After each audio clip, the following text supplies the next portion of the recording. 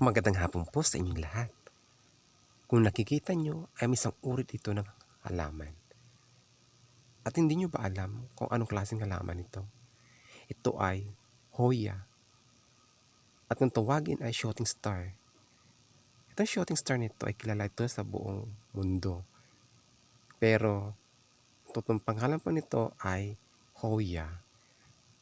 At isipin ninyo, itong Hoya na ito ay makikita lamang ito sa mga bansa gaya ng tropical ng Pilipinas. At isa dito ngayon sa Sibuyan Romblon at ito ay isang endangered species na. Kung nakikita nyo, ang itsura ng Hoya ay para siyang santan. Ayan. At ang mukha niya, na kanyang bulaklak ay pa-star.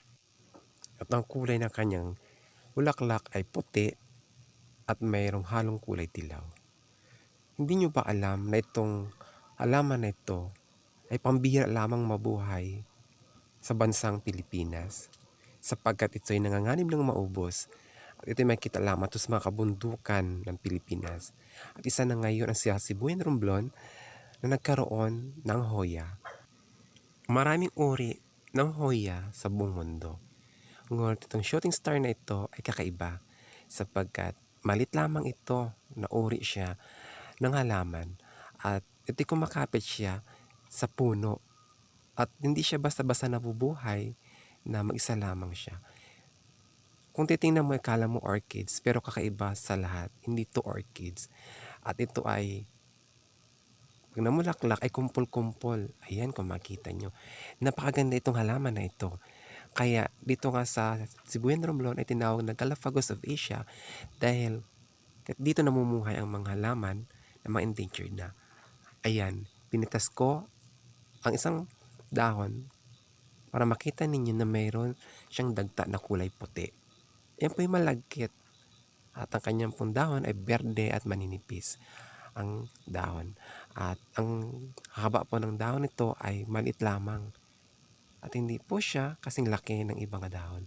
Kumbaga ay napakamaliit lang at normal lang na size. Kung inyong makikita ay parang santan lamang, di ba? Pero napakaganda nito pag sabay-sabay namumulaklak. Bawat talbos ito ng Hoya ay may tumutubo na bulaklak. At kung nakita nyo ay may mga kasama siyang mga halaman. Yan ang gusto na ni Hoya na meron siyang kasama halaman para hindi siya mainitan. Ang gusto niya yan ay nasa shaded area siya, medyo pansitin lamang sa pag-aalaga. Pero pag nakuha mo ang kanyang ugali ng Hoya na ito ay maganda ang kinalabasan. Magiging maganda ang kanyang mga bulaklak. At talaga namang magandang pagmasdan sa ating tahanan. Ayan o. Kita niyo, di ba? Napakaganda. Para siyang mga bituin na maliliit. At talagang nakakasawa siyang pagmasdan. Kaya ang Sibuyan Romblon ay isa sa mga national park sa buong Pilipinas.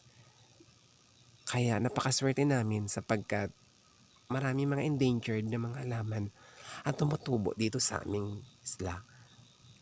At sana naman, panoorin nyo lagi ang aking video. Mas marami pa tayong mga endangered na mga halaman na ipapakita ko sa inyo. Kaya huwag kayong mag-aalala dahil marami kayong matutunan sa akin na mga iba't ibang uri ng mga halaman para makatulong ko sa inyo sa inyong buhay. Kaya alagaan natin ating mga halaman para hindi ito maubos. Napakaganda pagmasdan, di ba? Kaya ating alagaan sila para hindi mawala. Ayan, yung maliliit na yan, nawala ng mga petals, ay magkakaroon muli.